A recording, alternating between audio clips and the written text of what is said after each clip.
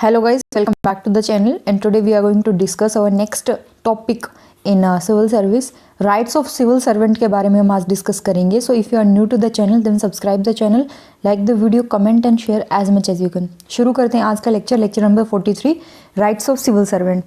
हमें पता है कि कॉन्स्टिट्यूशन ने हर सिटीजन को फंडामेंटल राइट्स दे रखे हैं. ठीक है, right to equality, right to freedom, right against exploitation, right to freedom of religion, cultural and educational rights, right to constitutional remedies. ये हमारे फंडामेंटल राइट्स हैं, यानी कि हर एक सिटीजन्स को ये राइट दिए गए हैं. Constitution of different countries guarantee certain fundamental rights to all the citizens. Public servants की अगर आप देखो तो they are citizens and then they are employees. Clear, but they have a special duty to maintain the structure of states law and order. तो उनको एक special duty दी गई है कि उनको स्टेट के लॉ एंड ऑर्डर को मेंटेन करना है. तो इसी चीज संदर्भ में in this regard to various rights of public servant different country have evolved different system of rights over a period of time. इस चीज़ को ध्यान में रखते हुए हर एक कंट्री ने अलग अलग तरीके का सिस्टम जो है वो इवॉल्व किया है. क्लासीफाई करें हम फंडामेंटल और अदर राइट्स को, ये हमने डिवाइड किया है सिविल सर्वेंट के राइट्स को. तो we can classify them as personal rights, civil rights, political rights, trade union rights and service rights. One by one इनको देखते हैं. सबसे पहले बात करते हैं पर्सनल राइट. पर्सनल राइट में क्या क्या आता है? Right to life and liberty, equality before law and equal protection of law, right to freedom of religion, right to private property.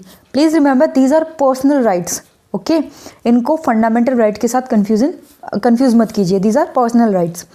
So constitution guarantee all this rights to the citizens. लेकिन अगर आप public servant के context में देखिए, the state regulate their personal conduct and private relationship. इसीलिए government ने civil service conduct rule enact किया हुआ है, बनाया हुआ है. Civil service conduct rules and codes बनाए हुए हैं to regulate the required behaviour from the public employees. अगर कोई उल्लंघन होता है, any breach of the code conduct rules and contract leads to different types of punishment, dismissal from service. अलग अलग तरीके की पनिशमेंट मिलती है या फिर सर्विस से डिसमिस भी किया जा सकता है. However the imposition of these restrictions is not an abrogation of their fundamental right और an invasion of fundamental right. मान लियो कि ये जो इनके ऊपर इम्पोजिशन लगाई गई, ये जो रिस्ट्रिक्शन है, ठीक है, these are not an abrogation of their fundamental rights. Clear. बात करते हैं सिविल राइट की. तो सिविल राइट में दो आते हैं, एक है right to private trade and employment और दूसरा है right to contract. Private trade और एम्प्लॉयमेंट के कॉन्टेक्स्ट में except with the previous permission of government no civil servant can engage in trade और बिजनेस और in support of business owned और managed by any member of the family. If you want to engage in a business, right, you have to take prior permission of government. Without taking previous permission of government, no civil servant is allowed to engage in a trade or business. Clear? Right to contract में बात करते हैं. तो for civil service this right is contract is restricted. उनको allowed नहीं है, वो दे are not allowed. किस किस चीज़ में? They are not allowed to engage in speculative investment. They are not permitted to trade by any member of their family. They are not allowed to permit trade by any member of their family. They are not allowed to lend money to any person living in the locality of their authority. जहाँ पर उनकी authority का area है वहाँ पर वे किसी person को money नहीं दे सकते. They can't borrow money from them. And further they are required to take prior permission of government for purchase and disposal of their property exceeding certain limit. एक limit से ज़्यादा अगर वो प्रॉपर्टीज़ को purchase करना है या डिस्पोजल करना है, बेचना है, तो भी उनको गवर्नमेंट से परमिशन लेनी पड़ेगी अगर वो एक लिमिट से ज़्यादा है. तो पॉलिटिकल राइट की बात करें तो इसमें है right to political activities and right to contest election. Political activities में आपने पढ़ा होगा कि जो सिविल सर्वेंट है उनको पॉलिटिकली न्यूट्रल होना चाहिए, राइट. तो आप इसी चीज़ से अंदाज़ा लगा सकते हैं कि उनके पॉलिटिकल राइट क्या होंगे. पॉलिटिकल न्यूट्रलिटी डिमांड की जाती है सिविल सर्वेंट की, and it is regarded as one of the cardinal condition for the success of a democratic government. बहुत सारे डेमोक्रेटिक कंट्रीज़ में कुछ एक्सेप्शन के साथ मान लीजिए right to political activity of civil servant are restricted in one way और the other. उनको सिर्फ वोट डालने का अधिकार दिया गया. They can exercise only the right to vote. Contest election.